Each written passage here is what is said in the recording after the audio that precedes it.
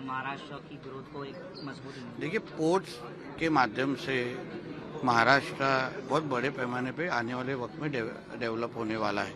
हमारी खुद की एक ship building, ship breaking, ship repair की पॉलिसी है और हमारे honourable chief minister Devendra Fadnavis ji का जो $1 ट्रिलियन का इकोनॉमी का जो ख्वाब है, उसको सबसे बड़ा कंट्रीब्यूशन ये पोर्ट्स डिपार्टमेंट से हम लोग करने वाले हैं और उस तरीके की पॉलिसीज ला रहे हैं, डिसीजंस ले रहे हैं और उस तरीके का एम्प्लॉयमेंट भी हम लोग पोर्ट्स डिपार्टमेंट में जनरेट करने वाले हैं और आने वाले वक्त में आपको उस तरीके का बदलाव दिखेगा।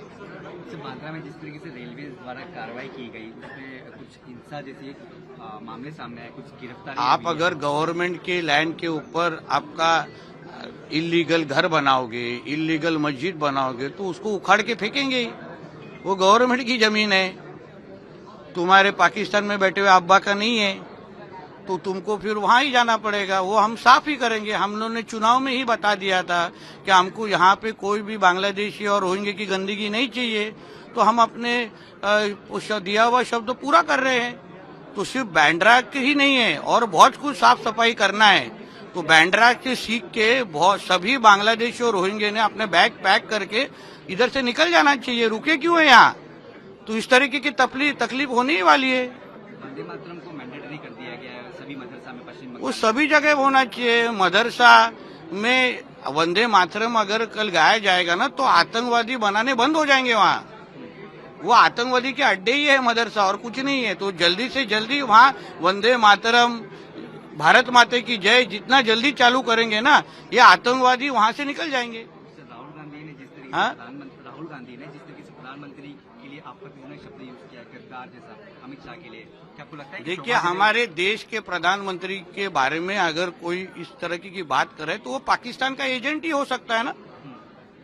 भारत के प्रधानमंत्री के खिलाफ अगर कोई गंदगी बात करेगा तो वो पाकिस्तान के एजेंट ही है।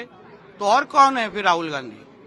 तो इसलिए हमारे प्रधानमंत्री के खिलाफ बात करने की जो हिम्मत करेगा, उसको फिर देश में कितने साल रखना है, कितने मिनट रखना है, वो देशवासी तय करेंगे। एसआईआर को लेकर चुनाव आयोग प्रेस कॉन्फ्रेंस करने वाला है।